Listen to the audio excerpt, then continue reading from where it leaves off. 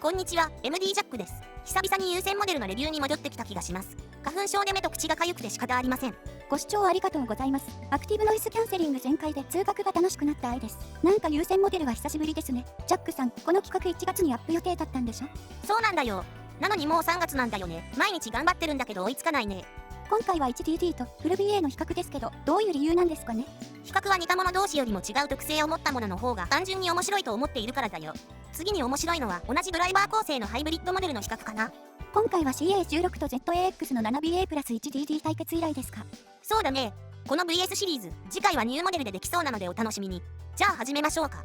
比較対象は KZ、ASF ですが、メインは TinHi-Fi T2 プラスです。購入のきっかけは TinHi-Fi のいろいろなモデルが評判いいっていう情報をコメントでいただいたためです。中華イヤホンにはまり BA と DD のハイブリッドモデルばかり集めていた私には最初ちょっと手が出しにくかったんです。理由は簡単で、ハイブリッドモデルの方が声域が綺麗に出そう、 BA がたくさん積まれている方が音に立体感があるだろうと思っていたからです。でも実際聞いてみるとあれれとなるわけです。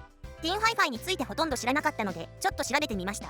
まだ4年目の新しいブランドなんですね。この T2 プラスから TinHi-Fi を始めましたが、上位モデルの T4 も入手していますので後日レビュー動画をアップします。ご覧の通りですが、流線形のフォルムは小さめで耳に馴染みやすく、装着感はとてもいいです。航空用アルミ合金のハウジングは冬はつけた直後ひんやりします。耳からうどんが出ているなんて形容された TWS がありますが、 T2 プラスは耳に豆を詰めてる感じですね。無線化しても装着感がいいし、小さめの本体ということもあり、意外と外向きかもしれないと思いました。 KZ、ASF が大きめなのでその違いは特に厚みの部分です。 ASF は装着した時の存在感がすごいですから、 MMCX 接続は外しづらいのに当たると疲れます。別モデルですが、ケーブル側のコネクタ部分を1本破損させちゃったのであんまり付け替えたくないんですよね。ちょっと大きめの箱に入っており、イヤーピースがたくさん付属しています。軸は固め、傘は薄く柔らかめ。 KZ 付属のよりは使いやすそうですけど、普段はセドナイヤーフィットに付け替えています。 10mm ナノニッケル亜鉛合金ダイナミックドライバーが航空用アルミ合金のハウジングに収まり、材質を見るとなんか固めの音なのかなと思ってしまいますが、いや全然そうじゃなくて。じゃあ音質比較動画に行きましょう。詳細はその後で。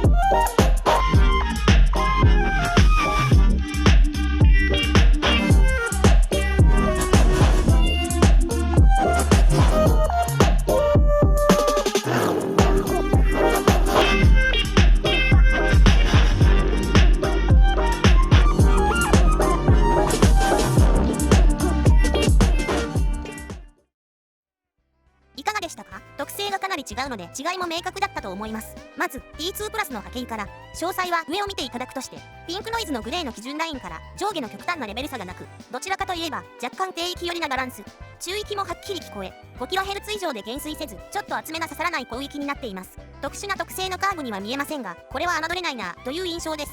もう少し低域が控えめでもいいかなとは思いますが、十分許容範囲です。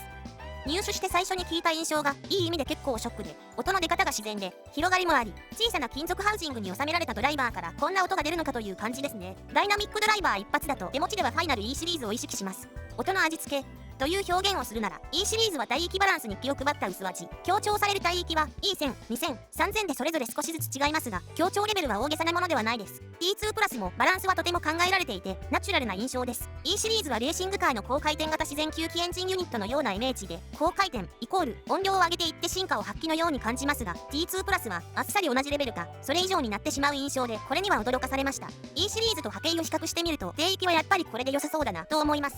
広域 8kHz 以上のキャラクターの違いは音にも出ていて、その分 T2 プラスは広域がはっきりしていますが、あくまで程よいレベルですね。この時点でダイナミックドライバーモデルの自分の基準は T2 プラスに置き換わりました。しかしその後、まだレビューしていないダイナミックドライバーモデルにさらに驚かされることになるのですが、ジャックさん、今聞いてみましたけど、今まで買った KZ のイヤホンとは違いますね。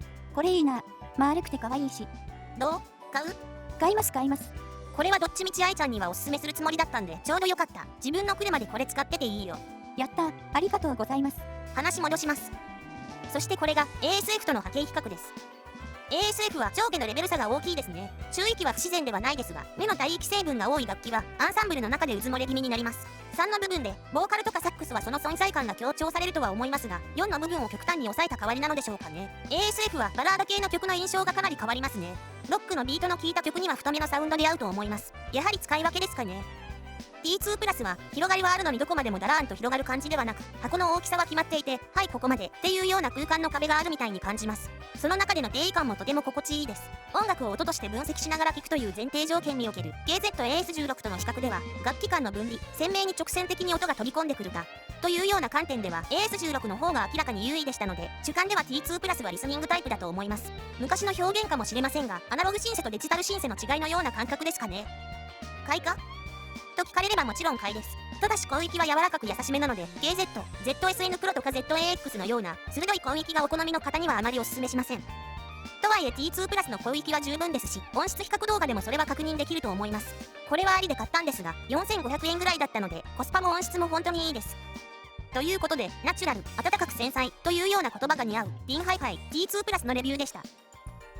このチャンネルではイヤホンのレビューを誇張表現や専門用語はできるだけ使わず、音と波形と言葉でお伝えしています。チャンネル登録がお済みでない方はご登録の上ご覧いただければ幸いです。ではまた次の動画で。ご視聴ありがとうございました。